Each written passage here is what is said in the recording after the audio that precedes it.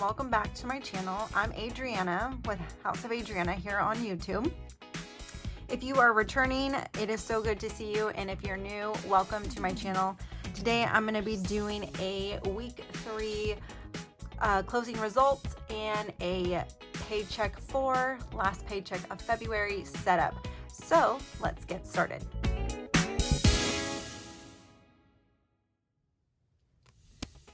Okay, thank you so much for joining me today. If you're new, I'm so glad you found me. So first things first, we're gonna do expense tracking.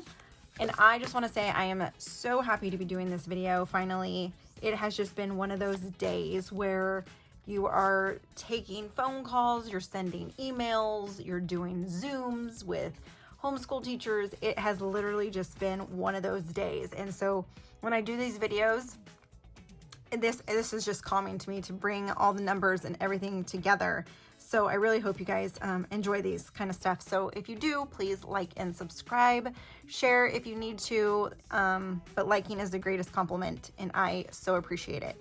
So first things first, we are going to start off with expenses from week 3. And week 3 covers Wednesday, the 15th of February to the 21st of February. And then paycheck 4 is going to cover the 22nd through the 28th, which is going to be the very last paycheck of the month. Woo! I can't believe we just flew through February. I know it's a short month, but it seems like it went by pretty quickly. So let's go ahead and start with, what is this? Shenanigans. Okay, so what I like to kind of do with my shenanigans, if you remember, I like to keep some money in our checking account. So if we need to use the account and charge it as shenanigans, there is part of that money in there. So last week we went ahead and ate out. The husband and I, we went to this really good taqueria in El Dorado Hills, which is one of our favorite spots. And I went kind of crazy. I got myself a burrito and 2 tacos. And I got the burrito for the weekend because I knew I wouldn't eat it all, but I was like, I know I'm going to want this even more throughout the weekend. So I kind of like stocked up. It was kind of funny. My husband was like, you are not going to eat all that. I mean, I did, just not all at once. So anyways, that little meal for us was $48.20. And we got that on Friday. So, and then I believe, I don't know when we got snacks, but we had another little charge of $11.50. I think that might have been him. I'm not really sure, but I'll just put it on the 16th. So let's go ahead and add in the week 3 results. We had $11.50 plus $48.20. So we had $59.70 for our shenanigans line. So let's go ahead and add that to our week check-in for shenanigans. So this isn't including the cash envelope that I have for shenanigans. I just considered that spent. So the total for that week, let's see, we deposited. So total for that week was 100. So we have 100 plus 59. What did I say it was? 59.70? Yeah. So $159.70 for shenanigans for that week. Because I had $100 in cash that I put here, and then we spent $60 out of our checking for our shenanigans. So that is shenanigans. And like I've said before, shenanigans really covers everything and anything. It's anything we don't really have a budget for. Like also this past week, we used our shenanigans cash to go to the dump. We had to do a dump run and they don't accept card. So I had my envelope with the cash. So it's like, I'm not really going to have a line for, I don't know, dump runs. I don't know. So shenanigans covers it all. It covers eating out food, dump runs, library fees, convenience stores, lottery tickets, all that kind of fun and just odds and ends kind of stuff. So that is Shenanigans. Moving on to gas. I did have to fill up our family vehicle just once, and it was $122 to do that. Oh boy. So this is why I like our little commuter car, but we are trying to sell it. So we'll see how that goes. I may miss it, but $122 for gas this week, and I will have to fill it up again before we go back to school, because we are on a little midwinter school break right now, which has been fun. So gas for the week is $122. Okay. So let's do household. One thing in household, and it was $35.06, and that was at Target. I wish I could remember what I bought, but I don't. But it was $35.06, so not bad. I believe I budgeted like $40 or something. Let me see. So household was $35.06, but I had to combine a line, so $153.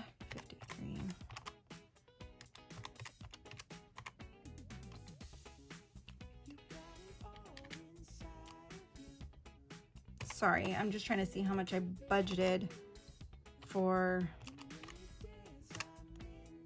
Okay, so I budgeted $35 for household last week, so that's not bad. Okay, and then we did have one unbudgeted expense. Now, if you remember last week, I had an unbudgeted item, which was my husband's medication. And then I also forgot about our sinking fund, which automatically gets withdrawn. And that was $50. So see, I appreciate having a account cushion, because sometimes when I think my budget is just so solid it can't be messed up, no, it can be, and it does happen. So very happy to have that account cushion in there. And then lastly, family groceries. This had to come out of our unbudgeted line in our account, and it was $118.36. If you remember, I said, you know, we're in a unique situation where we share expenses with my parents because they do live with us. And so we went over our grocery budget, and we would like to do a split. If we went over, we like to split the rest of the week. So I went ahead and bought for the week of the 20th, and it was $118.36. But that I didn't charge it like I usually do. So that came out of our checking account, and that was on Monday. So we did actually tap into our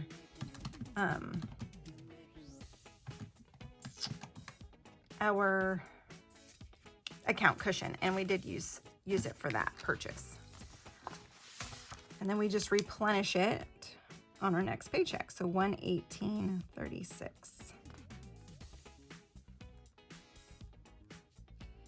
And then lastly, for unbudgeted, we had $70, which was medicine and a sinking fund charge. Okay, so that's our week check-in.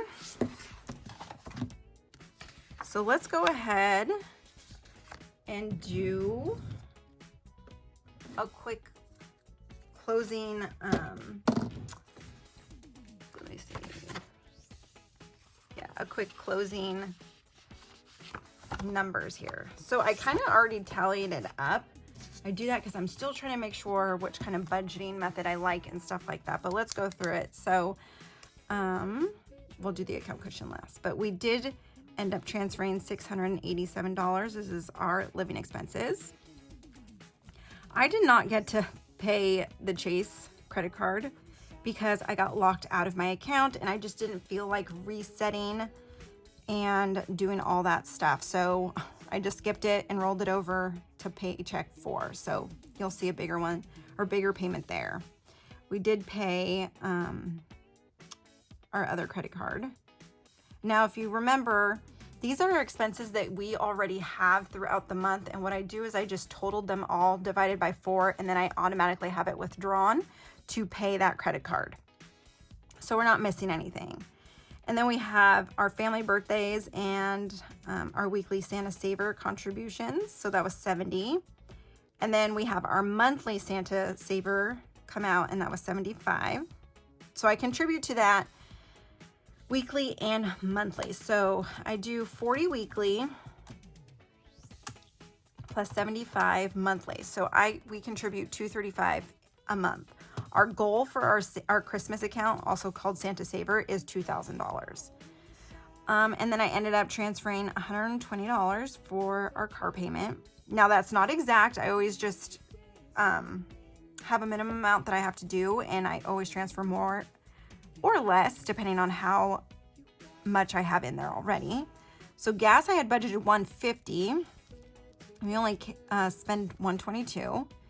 Household, I budgeted $40. Okay, which is $35.06 is what we spent. Unbudgeted was $70. I did have to pay my daughter's gymnastics, and that was $185. Allowance, I did. My husband is actually over on his allowance for the month, and I went over my allowance by $3.97. So our total was $37.60. Holiday. So I ended up doing a little Valentine's Day sale shopping, and I spent $17.32. And this is stuff for next year. Cash envelopes, I was able to stuff $180 into our cash envelopes. I just withdraw it in cash, and then I break it up into our little cash envelope stuff. Sinking funds, I did not contribute to. What's this overdraft fee? That was for last time. Oh, but that. Let's see. Okay, so I did have to pay back the accounts for that overdraft that we had. So I just put the money back in there.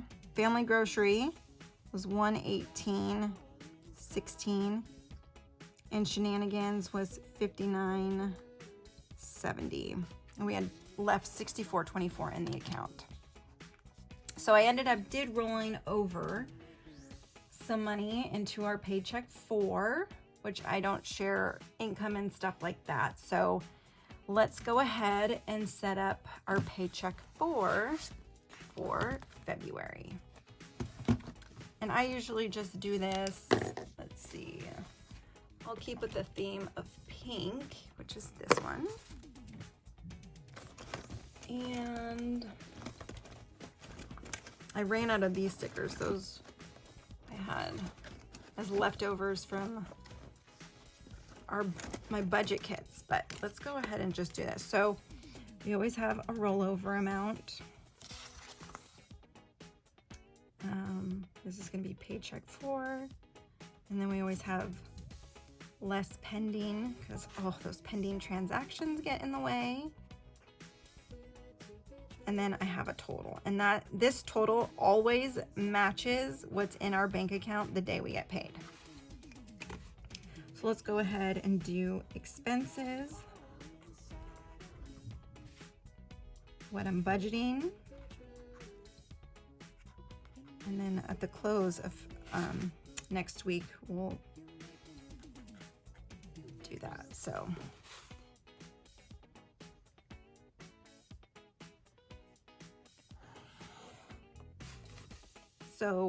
the account cushion we have is $250. We have living expenses, which is always around $687. The Chase credit card. So it's going to be $75 because I rolled over the $37.50. I rolled over the $37.50 from last week because I didn't get to pay it. And then for this week, so it's going to be $75 for that one. And then we have our other credit card, which is $75 as well. And then we have our family birthdays and Santa money, which is $70. Then we have our car payment. Let's see, and I'm budgeting $100 for that. And then we have 2 subscriptions, or we have our life insurance coming out. This is for my husband. I'm still looking to get some. This is $38.10, and it's just term life insurance. And then we have a subscription, which is Lightbox, and that's $9.99. And then we have gas, which is going to be $125 because I'm going to fill up our family car again. Then we have our yearly account. And this is where all our yearly expenses come out from. So car registration, car insurance, memberships. I added them up all together, and then I divided it, I think, by 12. And then I just make sure to deposit that. And it's actually getting lower because we are taking 2 cars off the insurance, and we won't have to pay for their registration. So I used to do 76, so now it's down to 50. Then we have unbudgeted, which is always 0. And then household, I'm gonna do 25 on the line just in case.